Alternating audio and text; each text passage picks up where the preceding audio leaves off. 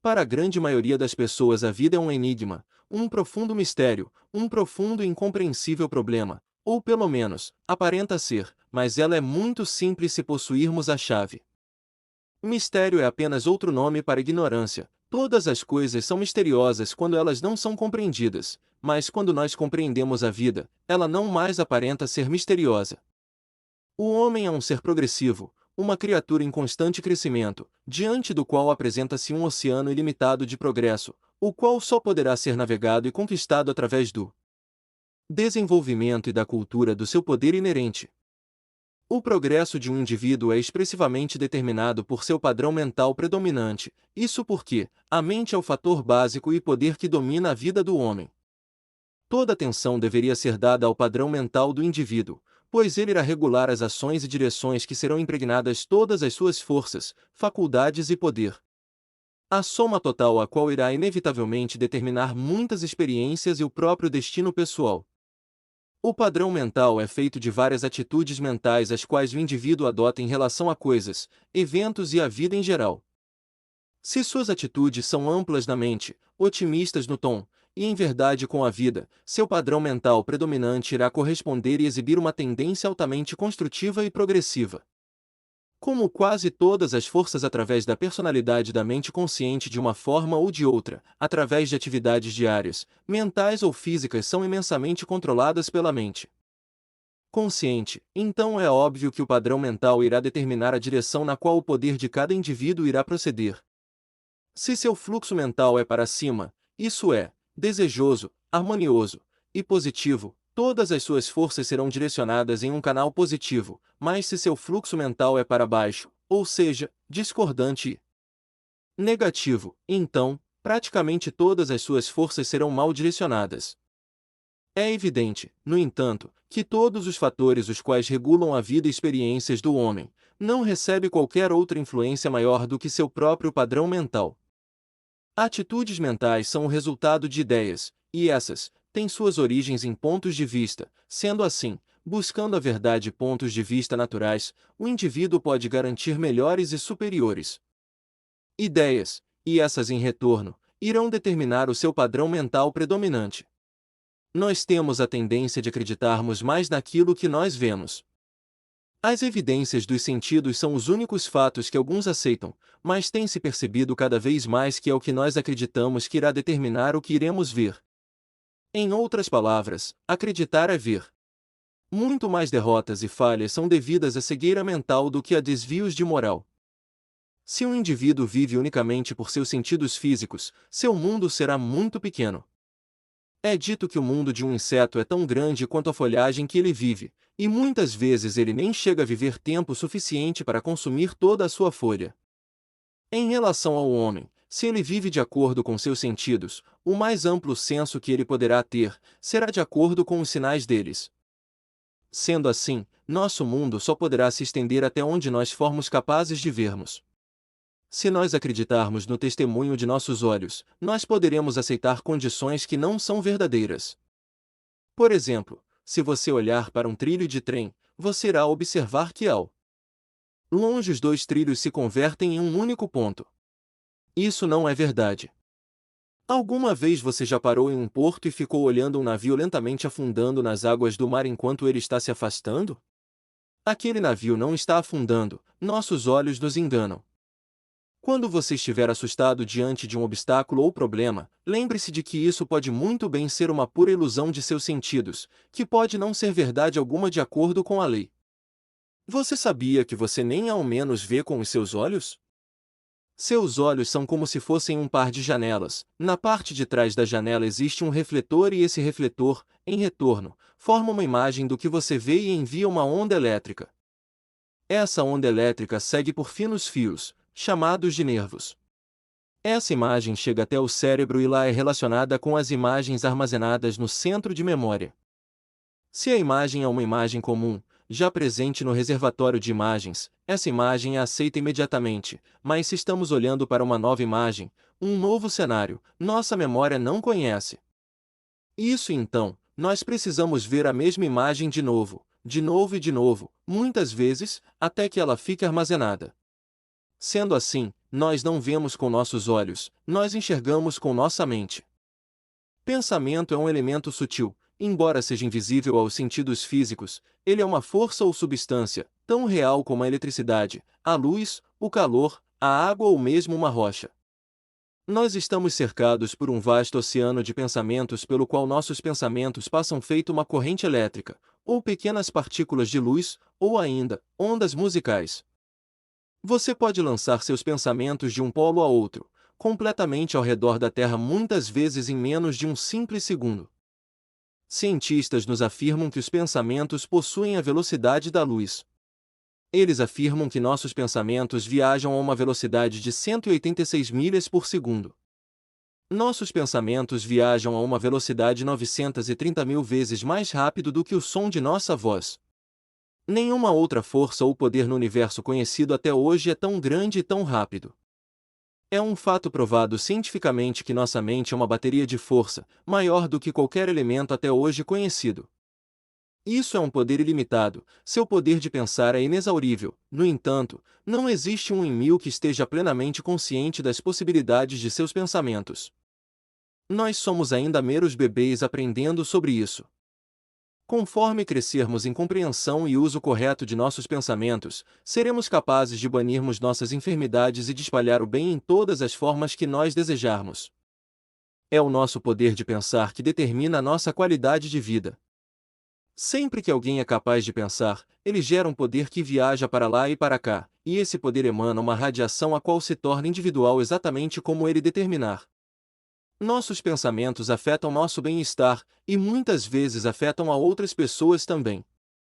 O tipo de pensamentos que nós registramos em nossa memória ou que habitualmente costumamos pensar irão atrair para nós coisas de mesma natureza.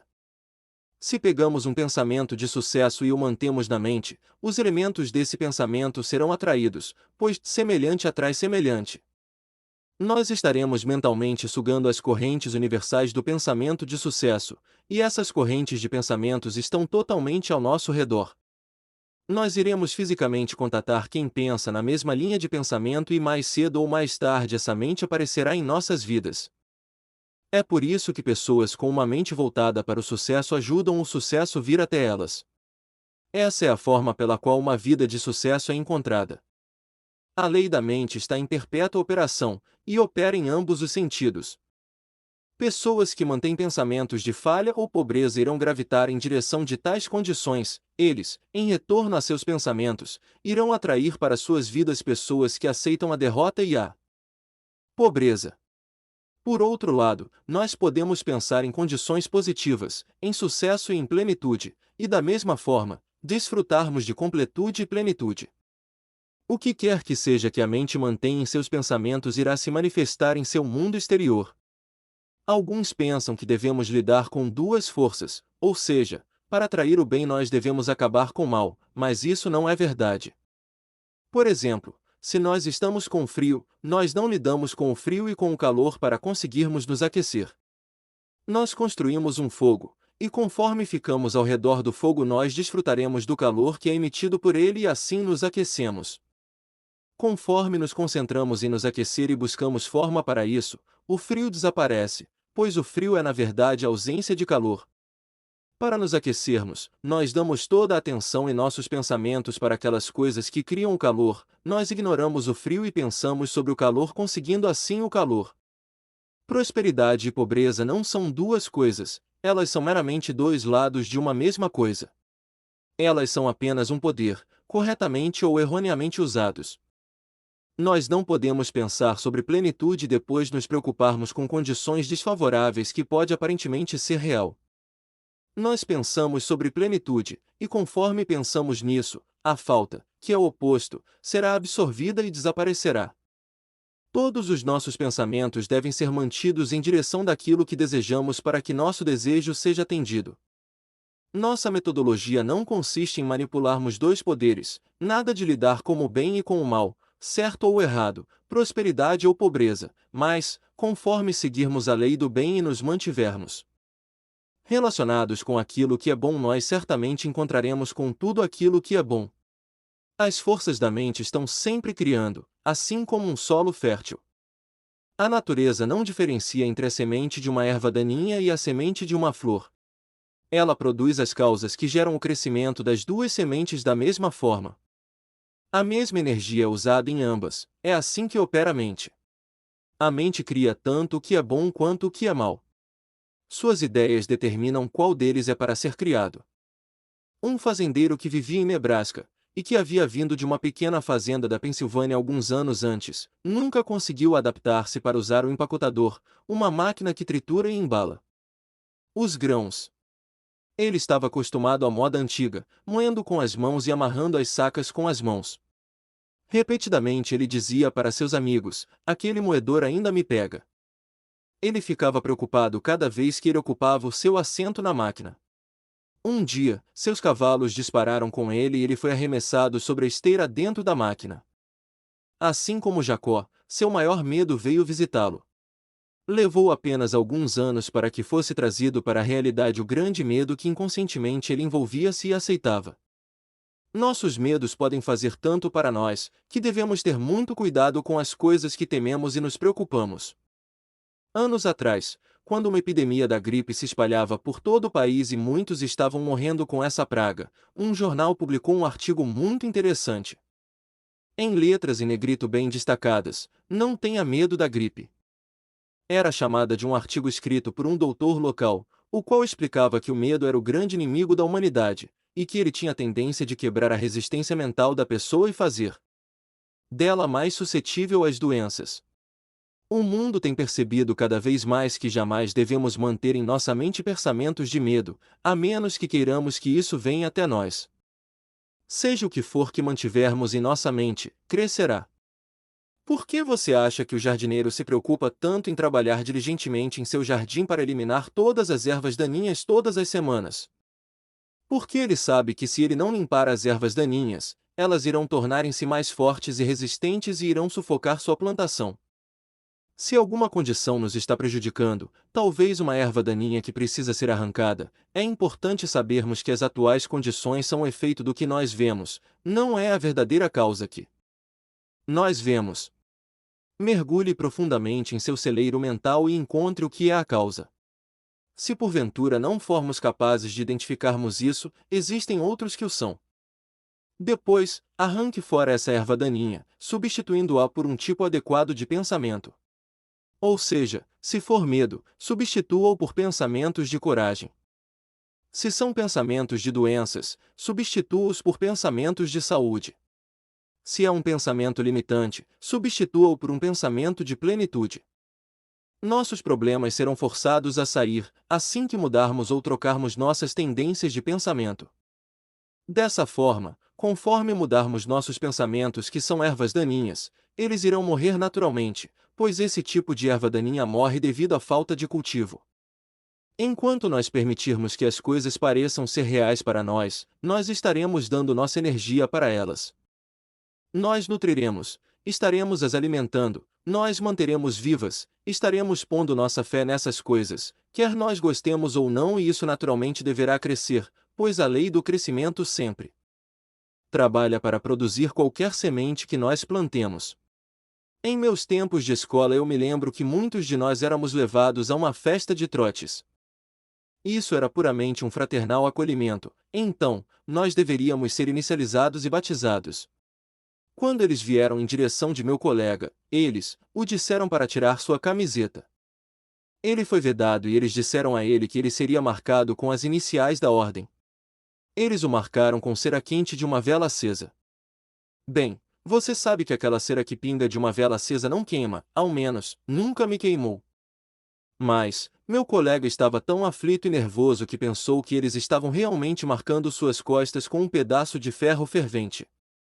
Depois que voltamos para casa, eu vi em suas costas uma letra perfeita como se isso tivesse sido queimada com um aço quente. O homem pode impregnar seus pensamentos sob a substância amorfa e causar a criação da coisa a qual ele está pensando. Meu colega acreditou que ele seria queimado, e pensou nisso tão intensamente, que aquela marca ficou em sua carne por 2 dias. O homem está constantemente pensando. Ele pode mudar os seus pensamentos, mas ele não pode parar de pensar. Esse poder pensante flui dele e através dele assim como o ar que respiramos. O grande problema do homem, no entanto, é direcionar o seu pensamento em um construtivo canal de expressão. É um fato científico de que nenhum poder age sem produzir algum tipo de efeito, e que através de simplesmente pensar nós podemos continuamente produzir efeitos. Esses efeitos são registrados e gravados em nossa vida diária. Quando nossos pensamentos são sem objetivos e imperfeitos, nós criamos para nós mesmos sofrimento e confusão. Isso é energia mal direcionada. Também, a energia elétrica, quando é mal direcionada e descontrolada, produz os relâmpagos, um dos mais destrutivos agentes da natureza.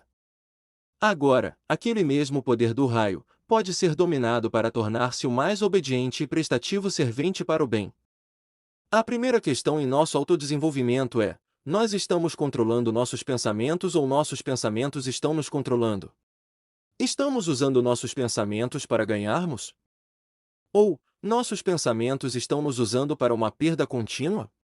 Jesus disse: busque primeiro o reino do céu e todas as outras coisas virão por acréscimo. O céu é um estado mental. Sendo assim, o céu é um estado ordenado, disciplinado e construtivo de pensamento. Para ganhar todas as coisas, nós precisamos primeiro ganhar um estado mental disciplinado, ordenado e construtivo. Você tem uma mente disciplinada? Você tem algum apetite dominante? Você é emocional?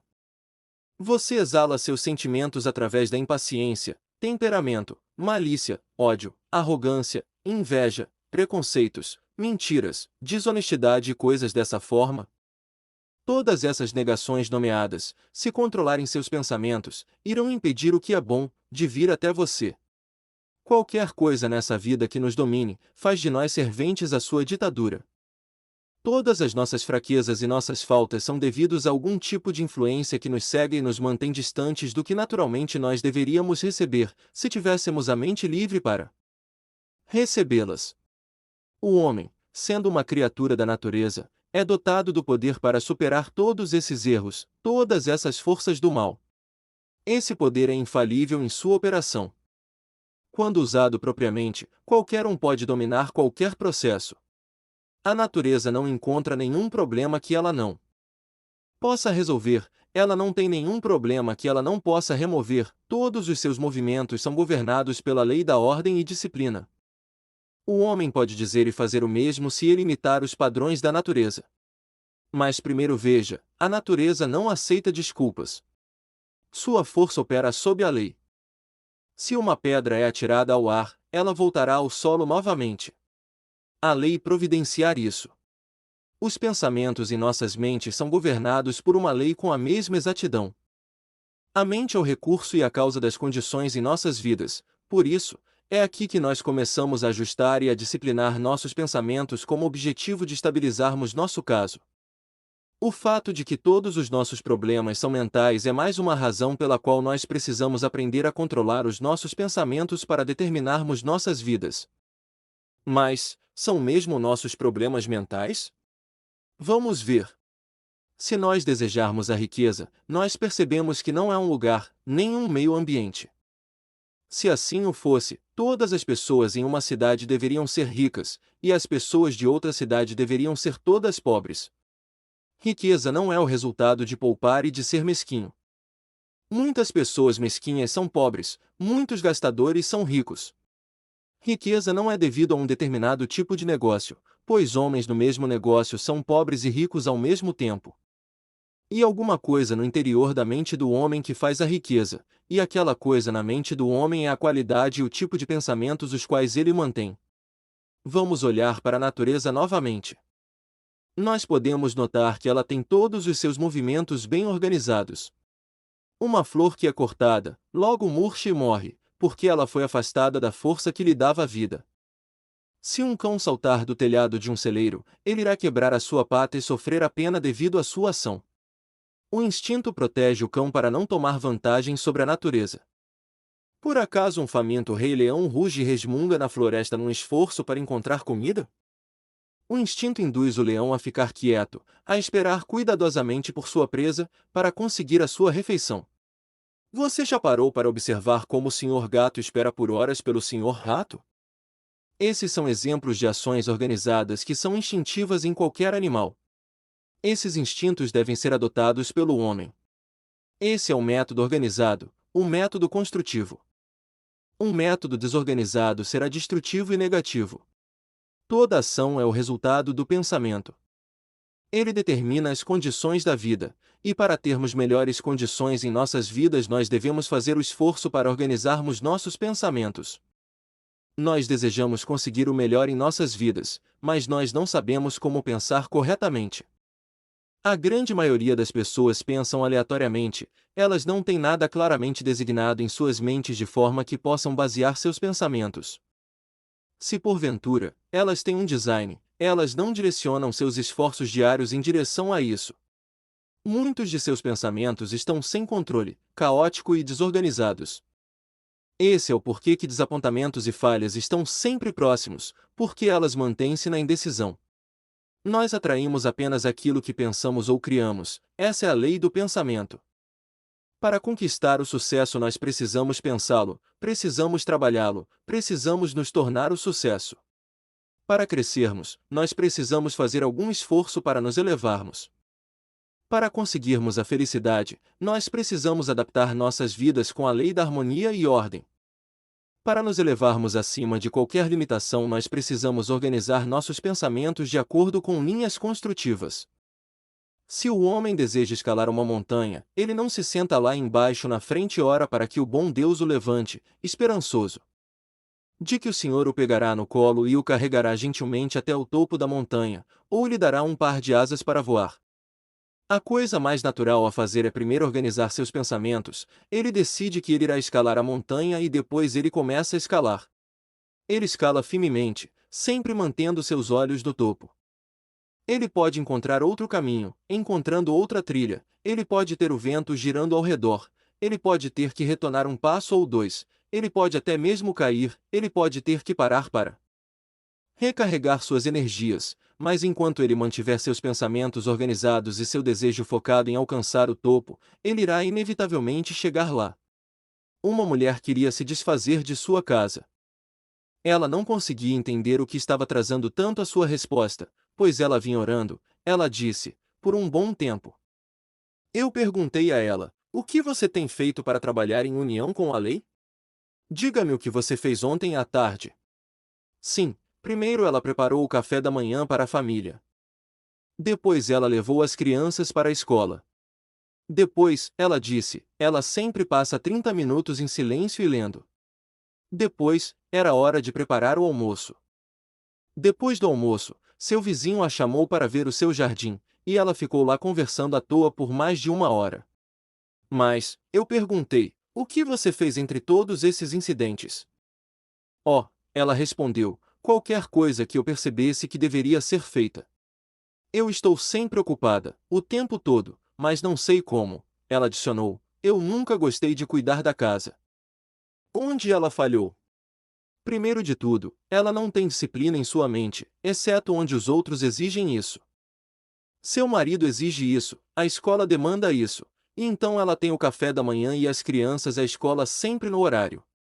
Você não fez qualquer esforço para vender sua casa, eu afirmei. Você acredita que 30 minutos silenciosamente poderiam fazer isso? Ao invés de organizar seu tempo e seu trabalho, você faz o que quer que apareça. Seu trabalho doméstico a controlava, ela não controlava seu tempo ou seu trabalho. Ela viu a verdade. Ela voltou para casa, e todos os dias daquele dia em diante, ela organizava seu trabalho mentalmente. Se ela falava com um amigo ou vizinho, isso acontecia por um tempo determinado. Todos os dias seu trabalho era planejado e então ela conseguia fazer alguma coisa em relação a preparar-se para vender a casa. Algumas semanas depois uma mensagem chegou até mim, na qual aquela mulher dizia que sua casa havia sido vendida por um bom preço. Ela adicionou, sabe, eu realmente amo meu trabalho agora. Quando o dia acaba eu consegui fazer muito mais e eu não me sinto nem perto de cansada como me sentia antes. Eu estou ensinando minhas crianças a organizarem seus pensamentos. Você faz o que quer que seja que apareça? Você planeja o seu dia de acordo com que seus objetivos e suas ambições serão conquistadas? O homem que não planeja nós chamamos de viajantes, o que planeja nós chamamos de construtores. Um presidente de uma companhia de automóveis vendeu 76 mil carros em um ano, faturou mais de 1,5 milhão de lucro apenas para si. Como ele fez isso? Todos os dias ele cuidadosamente planejava seu trabalho, então, firmemente sua organização foi ficando mais organizada, mais disciplinada e cooperativa, até que eles trabalhavam como uma única unidade. Ele disse, quando entrevistado, que ele planejava mais do que o seu trabalho exigiria, então ele estava sempre certo da conquista de seus objetivos. Quer ele soubesse disso ou não, ele estava em sintonia com a lei do pensamento organizado. Se nós tivermos qualquer problema, é porque nós não estamos controlando nossas ideias.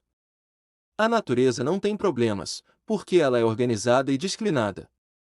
Autocontrole consiste em pensamentos organizados e direcionados, isso é, nós começamos com 30 minutos, planejamos nosso tempo e trabalho para que assim estejamos trabalhando firmemente em direção de nossos objetivos. Nós preenchemos nossos dias tão completamente com deveres construtivos que não existe espaço para conversas desnecessárias ou perdas de qualquer natureza em nosso dia. Esse desenvolvimento irá nos proporcionar nos mover firmemente para cima em direção ao sucesso que almejamos. Quando todas as coisas estiverem em harmonia e em ordem, os problemas irão parar de serem perplexos e mistérios irão deixar de serem misteriosos. Conhecimento e entendimento irão substituir o medo e a ignorância, e aquilo que era invisível se tornará visível, aquilo que era desconhecido se tornará conhecido.